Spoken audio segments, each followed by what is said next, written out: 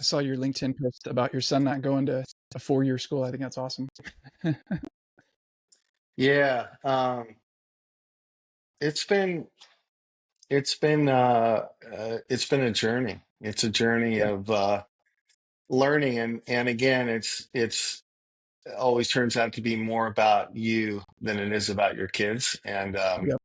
I think that is just the constant reminder that you have a choice in how you react to the choices other people make, and Mhm. it's up to you to decide whether to be keep a positive mindset and let people move forward the way they want to, or to try to resist and Yeah. force them down a path that you think is best. So Yeah. it's a very interesting. But it turns out that like a lot of things, oftentimes your kids know more about the world than maybe you do.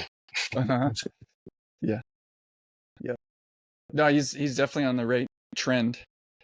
My son is going to go to Point Loma. He wants to study accounting, which is just so ironic because that's what I was supposed to do. And Yeah, I've just been I've just been hinting to him. I'm like, I was asking him today, I'm like, do you think there's going to be entry level staff accounting jobs in a year, not to mention 4 years, 4.5 years from now?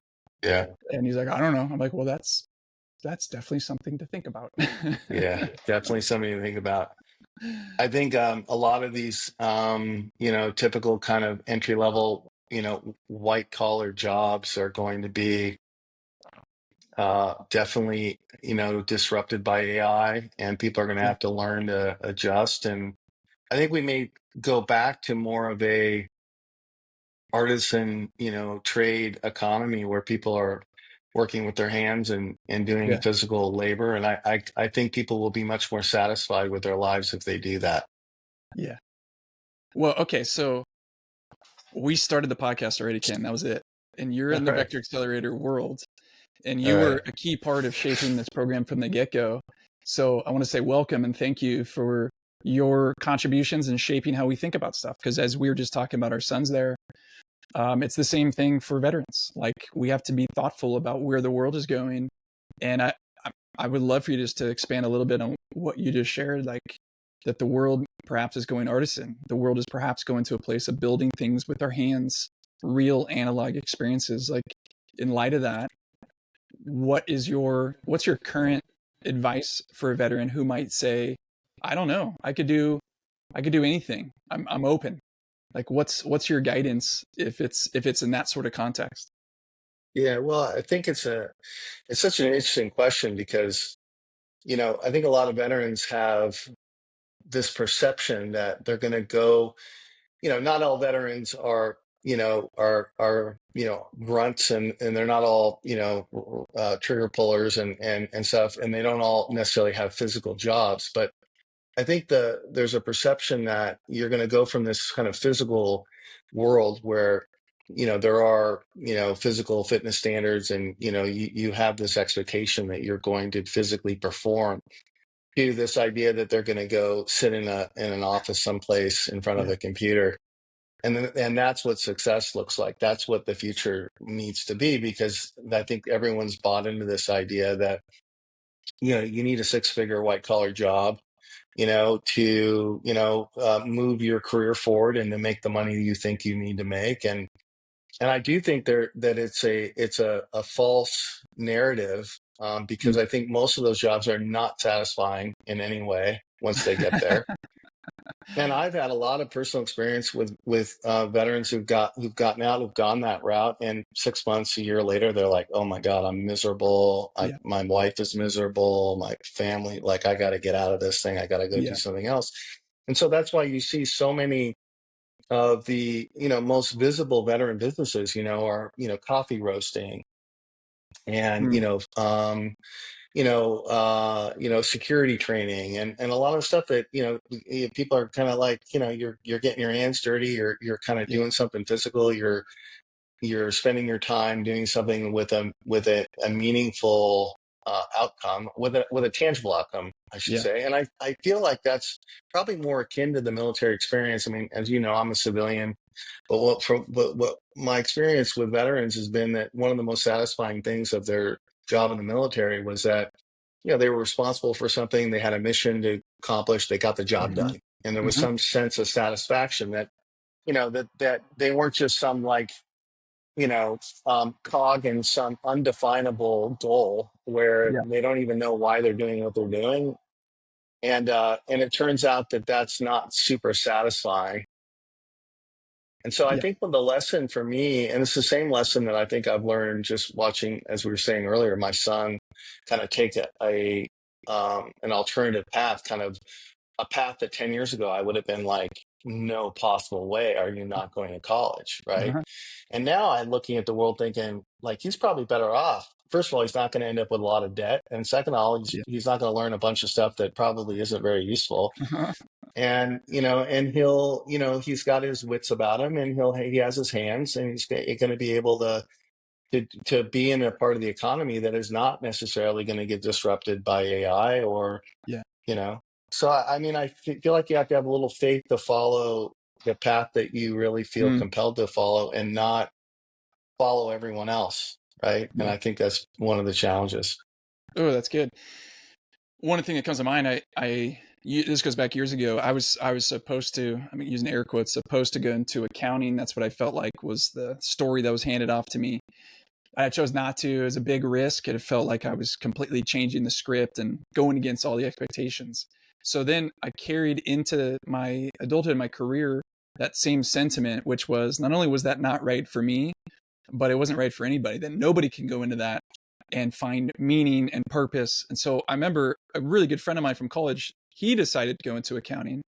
And I think sort of worked up the courage over lunch one day, 2 or 3 years into our careers, to challenge him about that. Like, so I Hmm. started saying, so what do you do on Mondays? Like, what's your normal Monday? Walk me through the day.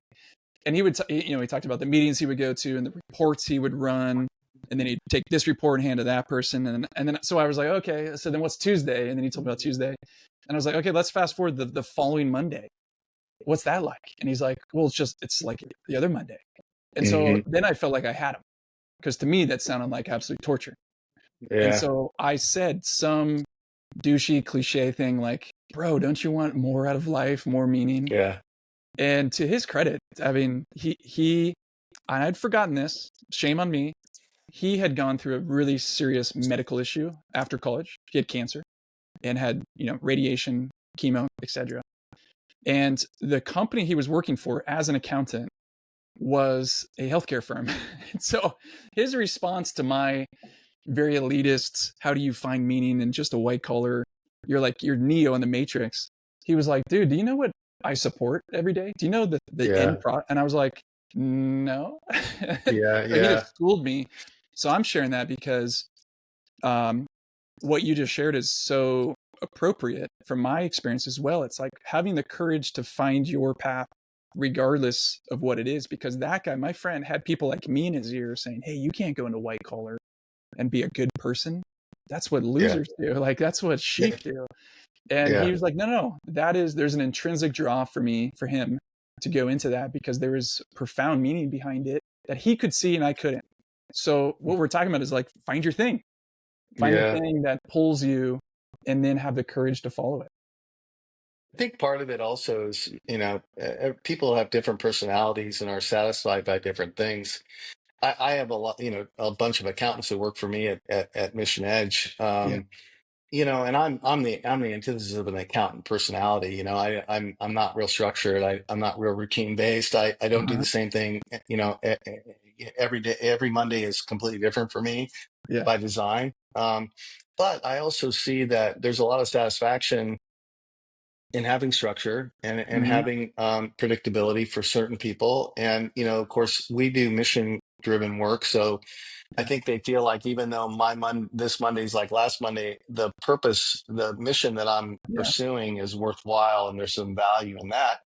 But also a lot of my employees, they have purpose driven lives outside of work. And you Yeah. don't, that's the other piece of this that's kind of interesting is I think Yeah. a lot of us have been wrapped around the idea that you have to have your why, Yeah. your Gotta mission work. defined by your work. And really work is work for a reason. Like sometimes you just need to make money and you need to just, show up every day and do Yeah. your job and know that it's funding other parts of your lifestyle, Yeah. family, free time, hobbies, and things that where you can devote yourself to things that you're passionate about. So it doesn't have Yeah. to be, you don't have to get paid from 9 to 5 for your passion. But I think most lives are more meaningful when you Uh-huh. do have something bigger than yourself to be looking at and thinking about, Yeah. and a purpose with, your time on earth. I mean, I couldn't agree more. I think you are preaching to the choir. I think there's this new line of research I just stumbled onto. I was reading some line in a book a couple weeks ago, and the guy mentioned this area of research called self complexity theory. And I'm just such a like a moth to a flame when there's like nerdy psychological frameworks that I could learn. So anyways, I found the source documents, and this goes back to a report I was reading from 1985. This researcher was looking at what are the buffers, the protective factors for people that enables them to do well in life, especially through hard things. And so there's a lot of those. There's a lot of kind of buffers or protective factors. But this particular theory has strong evidence that for somebody who sees themselves in different roles and exhibiting different traits, like the more complex you are, the stronger you'll be able to weather the storms. So the simple example is if you're putting all eggs in one basket. I am a teacher. That is who I am. I'm a teacher. Then I Hmm. go home. Teacher, go home. And then you've got a bad day, a bad year, a bad feedback from a principal or a parent. It can rock you. But if you're also I coach little league, like I'm a community member, I'm a friend, and it's Hmm. not just having complexity, it's also reflecting on it. So it Hmm. is putting a little bit of a like a screwball into my I think former philosophy, which has been my motto, which is find the thing inside your work that gives you life, meaning, and purpose. And I like Hmm. what you're saying because it doesn't have to be that. That might not be the right formula for you. And now I'm kind of going back on myself. I'm like, okay, actually, Yeah. let's help people think about all the different traits they have and different roles they play. Yeah. Well, I think that, let's use the military as an example. I mean, I would venture to say that a lot of veterans maybe didn't love their day job in the military, didn't love their MOS all the Yeah, time, what they were doing, but they loved the mission and they loved the idea that they were part of something and they were part of a team and they were part of something bigger than themselves. And that's the kind of thing yeah, that kind of gave you uh, some meaning in terms of what you're doing, even if your day to day might not have been tremendously fulfilling every day. yeah, And so I think that I think it's an important realization to think about life not as one linear path, but as many many experiences and many many paths and many many different ways to find satisfaction. And I think hmm, we've gotten wrapped around the idea that you have to make money. You have to have a lot of money in order to feel, a sense of meaning, purpose, and yeah, happiness. And I think you probably know a lot of the same folks that I know that have money but aren't very happy. yeah, They've reached a pinnacle, but like they get there and they're like, oh, yeah. crap, this is really not all that Oop, meaningful. And not, I still feel now I'm still depressed. Like right, thought I was going to be happy when right. I got here, and now I'm here, and it's like I don't feel any different Yeah, because it doesn't come. It's a perfect Stoic lesson. It doesn't come from the external world; it comes from inside of you, right? yeah, That happiness, perspective, a sense of purpose comes from within you. It doesn't come from any external stimulus or reward. yeah. So, okay, you're bringing up Stoicism. You literally wrote the book on Stoicism and veteran transition. And I think, I'm probably wrong, but I think that's how you and I first connected, which was someone who's on our founding team, executive team, Casey Valenti with Vector, read your book while she was in Mhm. Korea, Japan, Korea, yeah, yeah, and gets drawn into this conversation that you're having through a book, meets you. Anyways, long story short, I know this is an impossible task, but you've got limited battery on your laptop here. So I want to rush you. Can you give okay. us the I can top give you this. the top couple like stoicism lessons that relate to Sure. veterans in transition? Yeah. Well, I mean, the core tenet of Stoicism is pretty simple. you don't control what happens to you in life, but you can control your reaction, right? So fundamentally, the world is full of events that you can't affect, you can't change. So the only thing you have the power over is yourself. It's the original 2,000-year-old mindfulness self empowerment Yeah. philosophy. Yeah. Uh, and famous Stoics like Marcus Aurelius, who wrote Meditations, is a very kind of well-known leadership and resiliency book. Yeah. And really, I wrote the book primarily because when I in all the work I was doing with veterans, was noticing a familiar pattern, which is this fear of the unknown, this anxiety over change, the idea Hmm. that I'm going from something that I know really well to something that I have no idea about. I've got a million things coming at me at a million miles per hour, and I don't know what to focus on.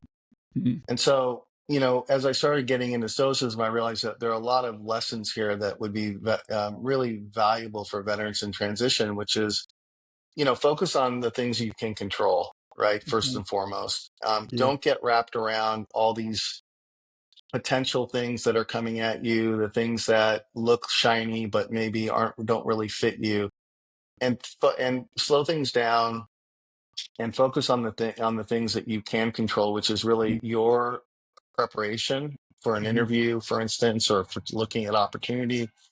And know that the only thing that you really are able to change is how you present yourself, how you prepare yourself, Yeah. and how you kind of choose to look at the opportunities in front of you. And so I wrote a very simple book that provides 9 sort of rules, I call them, for transition. Mm. And it's everything from, find your why, which I do think is important as you sort of looking at leaving the military. But Yeah. it also is practical stuff like, you got to figure out how to do the work, how to prepare yourself every day. It's a bit similar things that you probably learned in the military for veterans. Um, don't fear failure, embrace the opportunity to kind of Mm. fall down and learn.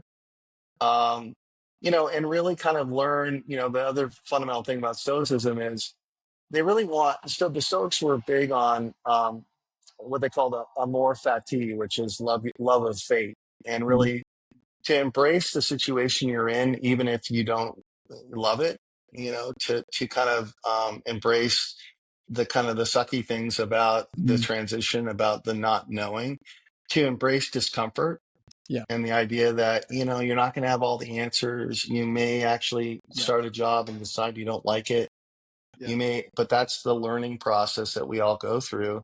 I mean, Mm. think about it, it's very analogous to you get out of college and you get your first job and you hate it. So you quit, Mhm. right? And then you get Mhm. another job and you don't like that. So you quit. Mhm. And 3 or 4 jobs in, you've started to find maybe a path that you're interested in. Yeah. It's no different than leaving the military. You're going to have a couple of false starts, and Mhm. that's good.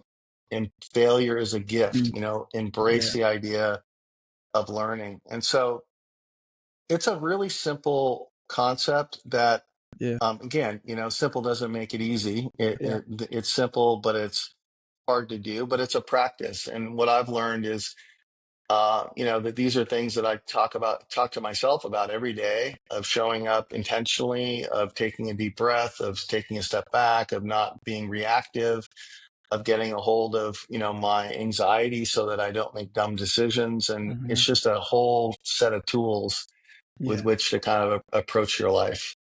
I mean, it's definitely applicable for so many things: parenting, Parenting work, for sure. Yeah, for sure. work, Marriage for sure. marriage. Yeah. Yeah. Waking up. Where where can people find it? Just what's the quickest way to Yeah. get more of you and So more of that? yeah. So the book is called The Stoic Transition. I also have another book that's kind of a compendium to that called The Stoic Edge, which goes a little bit deeper into kind of emotional regulation. I talk about Nice. anger and shame and guilt and procrastination, imposter syndrome. Anyway, so those 2 books, The Is Stoic that all? Transition and Stoic Edge, yeah, exactly, are both available on Amazon. I Nice. tried to price them super affordably, so they're available to folks. And Yeah. Yeah, love to have people give me feedback on what they think, and Yeah. again, it's just a set of tools to try to help you live a better life. I can't recommend them more. I think also as you're listening or watching, following Ken, connecting with Ken on LinkedIn is great. Some people are posting commercials about themselves. Ken is always putting out great content that's thoughtful, thought provoking, and just the kind of person and voice I think everybody needs today, but especially if you're going through transition, that steady voice. It's gonna be okay. And maybe that's how It's you gonna can be close okay. out. Ken, like imagine transitioning veteran listening, watching, and all the anxiety and fear you're talking about. What's your 10-second sort of, hey, remember this or don't forget that? Man, that's the easiest answer of all. I tell every veteran, you're going to crush civilian life. You're going to crush it. You have all the skills, all the tools, you have the personality, the drive, the determination. It may not happen immediately, but you're going to get to where you want to go. So don't stress it. It's going to happen for you. And I've seen it a million times over. I believe that 100%. And I think it's something that it's hard to hear when you don't know it, but I've Yeah, seen it so many times that I know that it'd be true. yeah. All right, put that on repeat as you're All right. listening. Ken, thanks for being Sounds here. good. Appreciate it. All right, man. And we'll Yeah, be in take touch care. soon. Good to see you.